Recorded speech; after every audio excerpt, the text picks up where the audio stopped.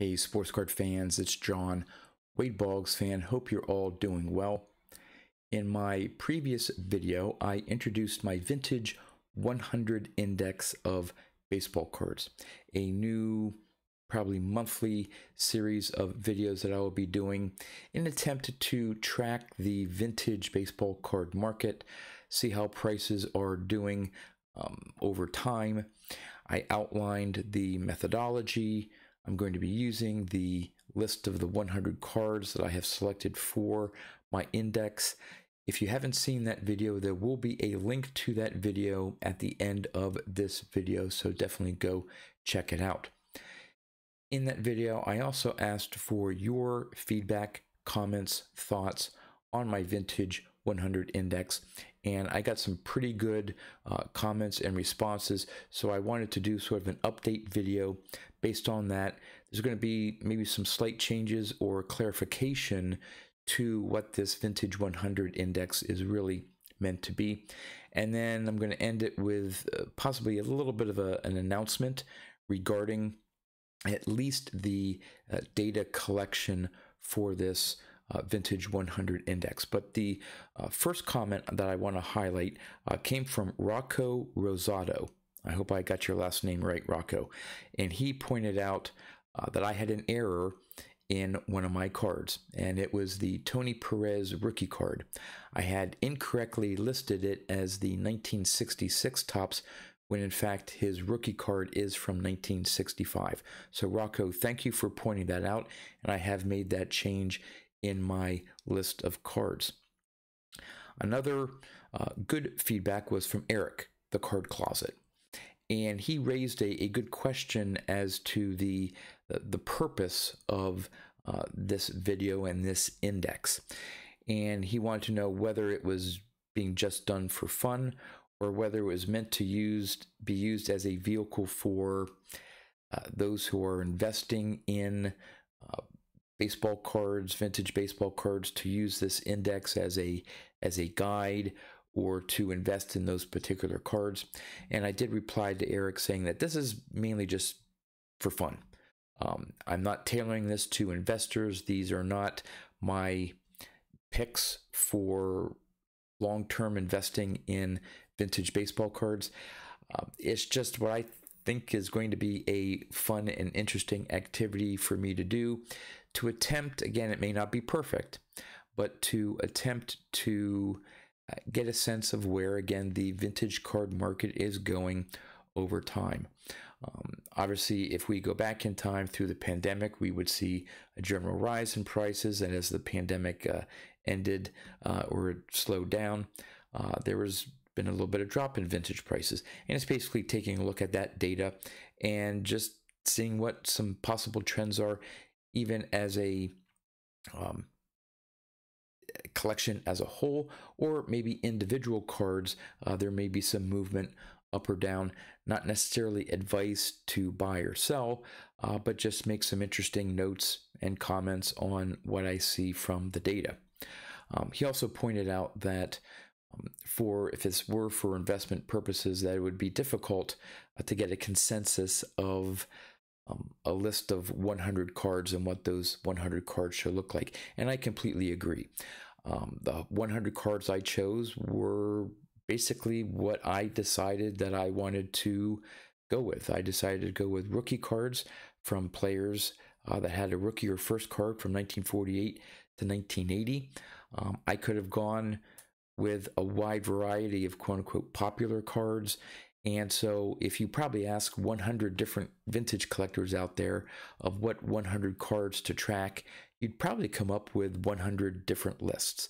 So Eric, yeah, it's not meant to be a perfect list, just one that I put together. And who knows, just like the stock market, which I referenced, the Dow Jones Industrial Average or the NASDAQ, which are also indexes of stocks to track the general trend of the stock market.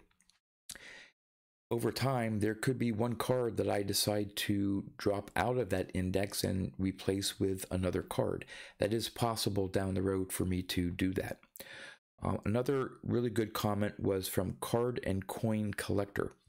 And he thought rather than go with a standard collector grade for the particular decade of cards. So if I had a card listed in there from the 1940s, the grade I will be tracking is a PSA 4.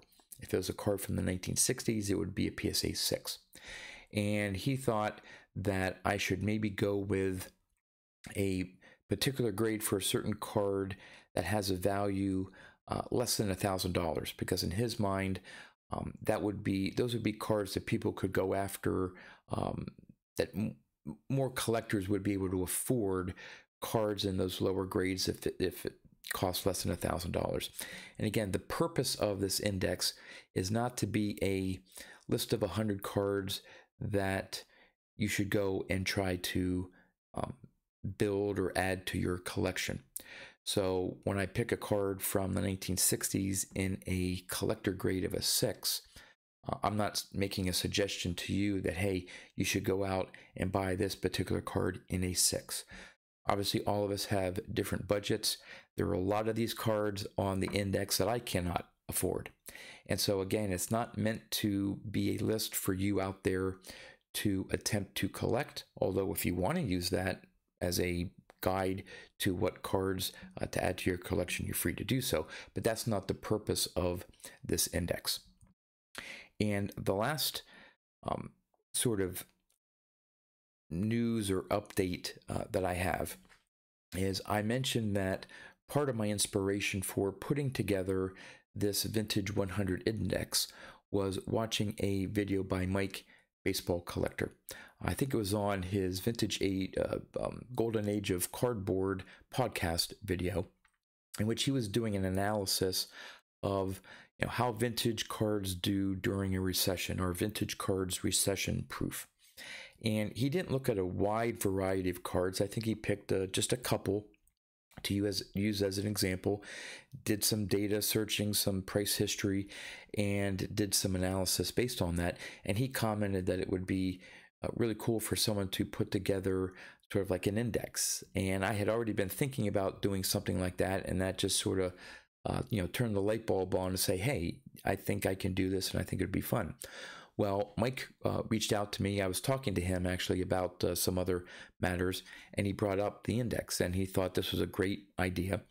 And he even offered to collaborate on this journey with me. Now, initially, it may just be him helping me out with data entry, going in and filling out my spreadsheet. I was originally going to be starting this index as of January 1st, 2022. But he suggested that it may be interesting to go back further in time, maybe pre-pandemic, and sort of start my index from back then, make those comments, and of course continue that index on a monthly basis in the future. And he offered to help me with some of the data entry and collection and stuff like that. Whether that collaboration goes any further, I presented Mike with some ideas. We'll see if that comes to fruition. I know his schedule is pretty busy with all the other content that he's putting together, but there may be a little bit more of a collaboration that Mike and I could be doing in terms of these videos. One final update or change is that Mike has access to vintage card prices, that database of card data, and it does go back, I think he said it may go back 5-6 years or maybe even more. So there's a lot of data that we can add for these 100 cards that make up the index. And so working with Mike and access to his vintage card prices, I think I was going to be using eBay sold listings as my source for card data. But vintage card prices goes beyond eBay and looks at auction house sales. So it gives a broader spectrum of card sales within the hobby, not just eBay, but outside of eBay as well. So maybe, hopefully, it'll give a little bit more concrete data, historical pricing data, than just relying on the information I get from eBay sold data. And lastly, and again, other people have commented on, oh, well, it would have been nice if you had chosen the 1969 Topps Johnny Bench, his second year card. Definitely a great looking card. I think a very popular card of Johnny Bench, maybe even, I want to say maybe is more popular than his rookie card. His rookie card is just featuring him and one other player, not like the Pete Rose rookie. But his 69 Topps is very popular. And there were some other suggestions. I think someone suggested the 1972 Nolan Ryan. Great looking card. I think a very popular card of his. But at some point, I had to limit my list to 100. It's a nice round number. And so I did have to leave some cards off the list. Now, with this Vintage 100 index starting off, if things really if this becomes popular and people are interested in this and I have the time, maybe working with Mike, who knows, there may even be some additional indexes in the future, just thinking outside the box and the potential of this, that if you think back in the stock market, there are large cap stocks and small cap stocks. Cap meaning capitalization, how much that company is worth in terms of the number of shares and the price per share and so on. And so in theory, I could do as card and coin collectors suggested of maybe doing an index of lower value cards. Maybe not necessarily based on the grade, but it could be just based on the card, again, maybe in the same collector grade, but picking a set of cards, and it can be any group of cards, really vintage cards, that may have a quote-unquote current value of less than $1,000. And maybe after so many months of a card going above $1,000, that card would leave the index and I would replace it with a new card. Same thing with a large cap. I could do an index where I look at some of the heavy hitters, the big cards in the vintage card market, whether that be maybe investor grade cards. So you'd be looking at maybe the 51 Bowman Mantle and 51 Mays. For that index, it would be PSA 7 copies instead of PSA 5s. Those that have high price tags to them, and see how that sort of high-end market compares to maybe the original Vintage 100 index.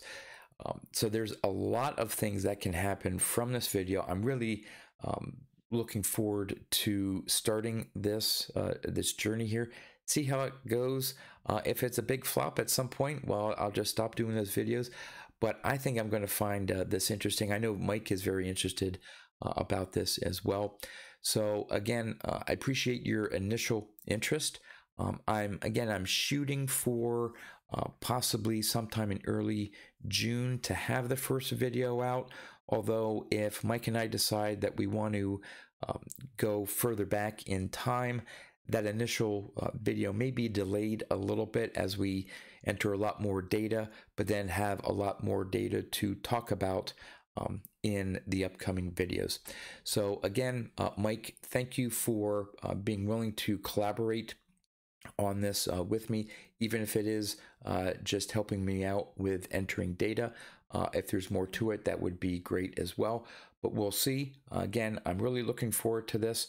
Would always love your comment and feedback. That's all I have for you. As always, thanks for watching, and I'll see you next time.